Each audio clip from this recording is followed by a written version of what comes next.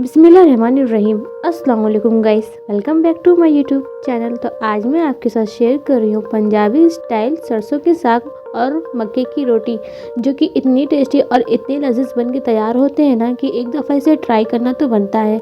जैसे कि ठंड का मौसम स्टार्ट हो चुका है और अगर आपने इसे नहीं बनाया तो फिर आपने क्या ही बनाया। तो चलिए इसे बनाना स्टार्ट करते हैं। तो अगर आपको मेरी रेसिपी अच्छी लगे तो प्लीज़ वीडियो को लाइक करें, चैनल पे पहली बार आए हैं तो मेरे चैनल को सब्सक्राइब करें और हाँ, बेल आइकन पर ज़रूर क्लिक करें, जिससे मेरी जो भी लेटेस्ट रेसिपी रहेगी आप तक सबसे पहले पहुँचेगी। तो चलिए इसे बनाना स्टार्ट करते हैं। तो सबसे पहले मैंने यहाँ आधा किलो पालक का साग और 250 ग्राम मैंने बथुए का साग लिया है, जिसको मैंने कुछ इस तरीके से कट कर लिया है। इसे क्या करना था कि इसकी पत्तियाँ अलग कर लेना है और डंठल को आपको अलग कर लेना है। कुछ इस तरीके से मैं एक दफ़ा आपको दिखा देती हूँ। जैसे कि ये पत्ती आपको कुछ इस तरीके से इसको अलग कर लेना है डंठल से। अगर आपने इसे अलग नहीं किया तो ये आसानी से नहीं गलेंगे और फिर बाद में टेस्ट भी अच्छी नहीं आएंगे। तो आपको कुछ इस तरीके से इसको कट कर लेना है, जिस तरीके से मैंने किया है। और इसी के साथ मैंने यहाँ लिया है 1 किलो सरसों का साग और 100 ग्राम मैंने मेथी लिया है, मतलब कि मेथी का साग, जिसको मैंने अच्छी तरीके से वॉश कर लिया है। सरसों के साग कुछ इस तरीके से होते हैं और इसको भी मैंने चॉपली कुछ इस तरीके से कट कर लिया है। जिस तरीके से मैंने बथुए के साग को कट किया है, कुछ उसी तरीके से आपको मेथी के साग को भी कट कर लेना है। तो सबसे पहले मैंने गैस पर एक कुकर रखा और कुकर के अंदर आपको कुछ इस तरीके से सारे साग को ऐड कर देना है। तो यहाँ मैंने कुछ इस तरीके से सबसे पहले इसमें मैंने पालक के साग ऐड किए हैं और साथ ही मैंने इसमें मेथी के साग भी आपको कुछ इस तरीके से इसमें ऐड कर देना है। और इसी के साथ अब मैं इसमें ऐड करूँगी बथुआ का साग। और इन सभी चीज़ों को ऐड करने के बाद आपको इसे एक दफ़ा चला लेना है। तो यहाँ मैंने इसे कुछ इस तरीके से चला लिया है। तो अब मैं इसमें ऐड करूँगी टेस्ट के अकॉर्डिंग नमक, क्योंकि मैंने इसमें अभी सारे साग इस वजह से ऐड नहीं किए हैं क्योंकि इसमें थोड़ा जंगा कम है। तो मैंने इस तरीके से इसमें साग ऐड कर दिए हैं और साथ ही मैंने इसे अच्छे तरीके से चला लिया। जब ये हल्के से गल जाए, जैसे कि सिर्फ 1 से 2 मिनट के लिए, उसी के बाद आपको क्या करना है कि इसमें सरसों का साग भी ऐड कर देना है। तो यहाँ मैंने इसे अच्छे तरीके से चला लिया है और इसी के साथ अब मैं इसमें ऐड करूँगी सरसों के साग। तो यहाँ मैंने इसे कुछ इस तरीके से इसमें ऐड कर लिया है। तो आपको सारे साग को कुछ इस तरीके से इसमें ऐड कर लेना है और एक दफ़ा इसे भी अच्छी तरीके से आपको मिक्स कर लेना है। तो यहाँ मैंने सभी चीज़ों को अच्छी तरीके से मिक्स कर लिया है। तो अब मैं इसमें ऐड करूँगी 1 कप पानी, क्योंकि साग में पानी पहले से ही ज़्यादा मौजूद रहते हैं। तो मैंने इसमें सिर्फ 1 कप पानी ऐड किया है, जिससे ये अच्छी तरीके से गल जाएंगे और इसमें एक अच्छा सा प्रेशर आ जाएगा। तो यहाँ मैंने 5 से 6 हरी मिर्च ली है, जिसको मैंने कुछ इस तरीके से चॉप कर लिया है। तो यहाँ मैंने 2 पीस लहसुन लिए थे, जिसकी मैंने कलियाँ अलग करके कुछ इस तरीके से चॉप कर लिया है। और यहाँ मैंने 1 से 2 इंच का अदरक का टुकड़ा लिया था, जिसको मैंने कुछ इस तरीके से चॉप कर लिया है।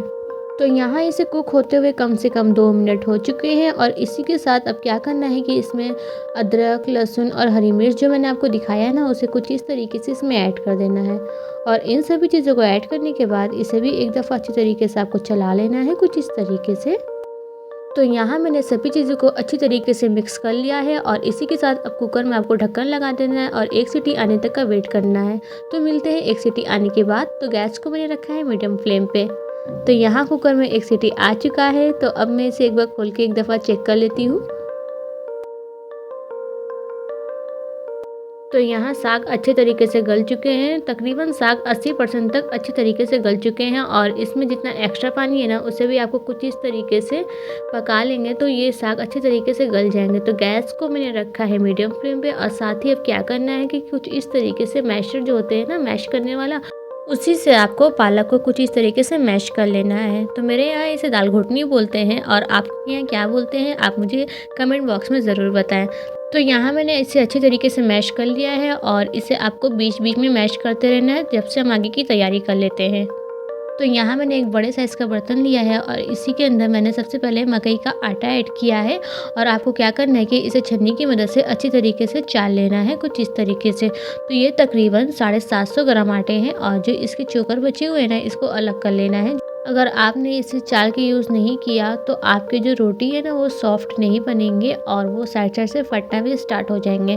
तो यहाँ मैंने इसे अच्छी तरीके से चाल लिया है। और साथ ही अब क्या करना है कि इसमें थोड़ा थोड़ा पानी इसमें ऐड करते हुए आपको एक डो बना के तैयार कर लेना है। तो मैंने यहाँ यूज़ किया है गर्म पानी का। गर्म पानी यूज़ करने से ये बहुत ही ज़्यादा सॉफ्ट और बहुत ही अच्छे बन के तैयार होते हैं। तो इसी के साथ मैंने इसमें टेस्ट के अकॉर्डिंग नमक ऐड किया और सभी चीज़ों को मैंने अच्छी तरीके से मिक्स कर लिया है।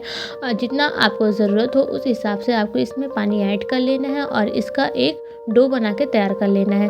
तो चलिए इस रोटी के हम फ़ायदे भी बता देते हैं। तो मक्के की रोटी खाने की कई सारे फ़ायदे होते हैं, जैसे कि मक्के की रोटी में मौजूद फाइबर से पाचन बेहतर होता है और कब्ज की समस्या से राहत मिलती है। मक्के की रोटी में मौजूद फाइबर से पेट को लंबे समय तक भरा रखता है, जिससे वजन घटाने में मदद भी मिलती है। और हाँ, मक्के की तासीर गर्म भी होती है, जिससे शरीर में गर्माहट बनी रहती है। तो आप इस रोटी को ज़रूर ट्राई करें। तो इसके फ़ायदे के साथ ही साथ यहाँ मैंने इसे अच्छी तरीके से गूंद भी लिया है और इसे रखते हैं साइड में। और एक दफ़ा साग को भी चेक कर लेते हैं।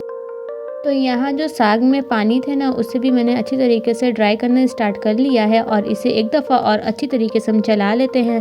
तो अब मैं इसमें ऐड करूँगी मकई के आटे। तो यहाँ मैंने 1 से 2 टेबल स्पून इसमें मकई के आटे ऐड किए हैं, जिसको ऐड करने से ये बहुत ही ज़्यादा टेस्टी और लजीज बन के तैयार होते हैं। तो मैंने इसे अच्छी तरीके से चला लिया है और अब क्या करना है कि इसे जैसे मैंने शुरू में मैश किया था ना, उसी तरीके से आपको फिर से एक दफ़ा इसे अच्छी तरीके से मैश कर लेना है, जिससे कि ये एकदम अच्छे से मैश हो जाए और ये एकदम सॉफ्ट जैसे होते हैं ना, मक्खन जैसे वैसे हो जाएँ। तो यहाँ मैंने इसे अच्छी तरीके से मैश कर लिया। माना कि ये मक्खन जैसे मैश नहीं हो पाएंगे, लेकिन आपको एकदम सेम वैसे ही प्रोसेस स्टार्ट रखना है और इसे अच्छी तरीके से मैश कर लेना है।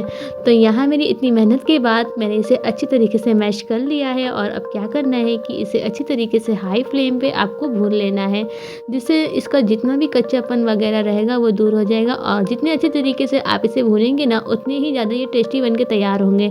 तो यहाँ मेरे साग बन के तैयार हो चुके हैं। तो चलिए इसका एक तड़का बना के तैयार कर लेते हैं। तो तड़का बनाने के लिए यहाँ मैंने लिया एक पैन और इसी के साथ अब मैं इसमें ऐड करूँगी देसी घी। तो यहाँ मैंने 2 टेबल स्पून देसी घी ऐड किया है और जब घी अच्छे तरीके से गर्म हो जाए ना, तब आपको इसमें 1 चुटकी हींग ऐड कर देना है। हींग ऐड करने से ये बहुत ही ज़्यादा टेस्टी बनकर तैयार होते हैं। तो साथ ही मैंने इसमें ऐड किया है प्याज, अदरक, लहसुन और हरी मिर्च, जिसको मैंने बारीक कुछ इस तरीके से कट कर लिया।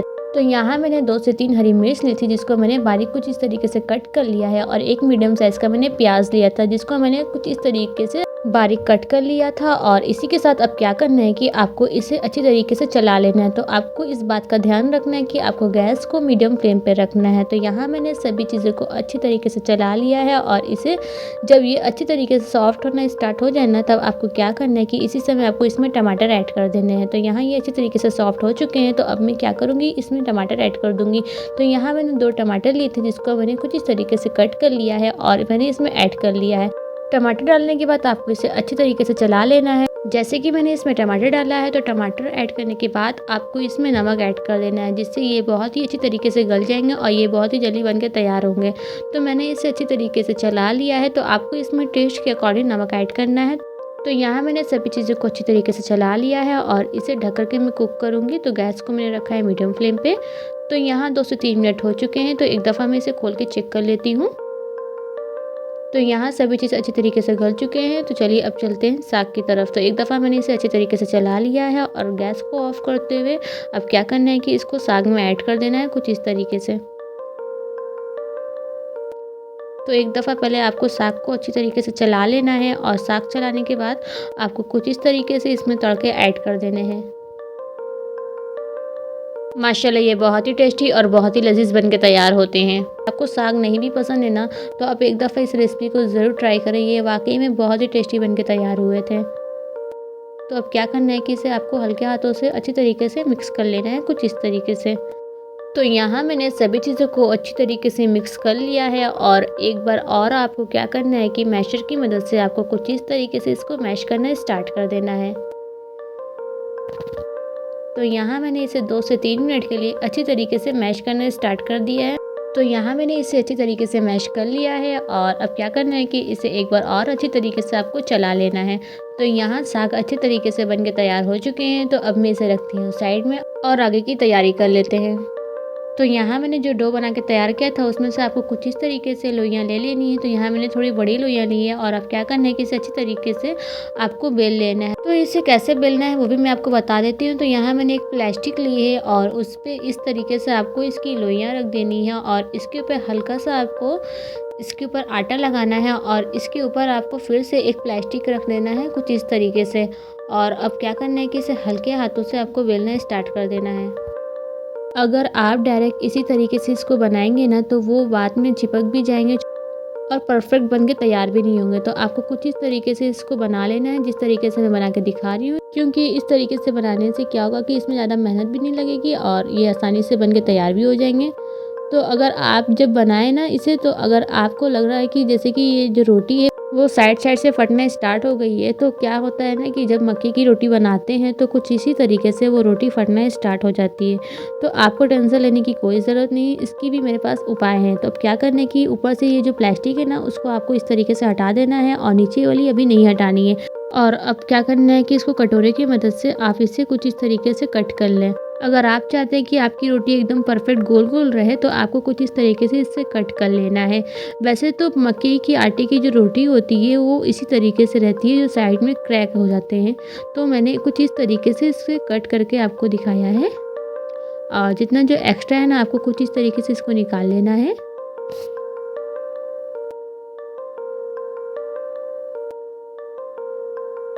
तो यहाँ मैंने सभी चीज़ों को अच्छी तरीके से साइड से निकाल लिया है। तो चलिए अब मैं इसे बना के भी दिखा देती हूँ। तो सबसे पहले मैंने गैस पे एक तवा रखा और जब तवा अच्छी तरीके से गर्म हो जाए तो आपको गैस को मीडियम फ्लेम पे कर देना है और कुछ इस तरीके से एकदम आराम से आप इसे बना सकते हैं। तो जैसे मैंने आपको एक बना के दिखा रही हूँ ना, आप इसी तरीके से सारी रोटी बना के तैयार कर लें। और गैस को मैंने रखा है मीडियम फ्लेम पे और 2 मिनट के बाद आपको कुछ इस तरीके से इसको पलटते हुए दूसरे साइड से भी आपको सेक लेना है। इसी के साथ अब हम सारी रोटी बना के तैयार कर लेंगे। तो मैं इसे निकाल लेती हूँ एक प्लेट में और इसे रखती हूँ साइड में और बाकी की भी रोटी भी बना के तैयार कर लेती हूँ। तो यहाँ मैंने इसे एक प्लेट में निकाल लिया है और इसी तरीके से सारी रोटी बना के तैयार कर लेते हैं। तो यहाँ मैंने एक तड़का पैन लिया और इसके अंदर मैंने 2 टेबल स्पून घी ऐड किए थे। जब घी अच्छी तरीके से गर्म हो जाए ना तो लाल सूखी मिर्ची ऐड कर देने हैं और साग में कुछ इस तरीके से इसमें ऐड कर लें, जिससे ये बहुत ही टेस्टी बन के तैयार होते हैं। तो यहाँ मैंने साग को कुछ इस तरीके से सर्व किया है।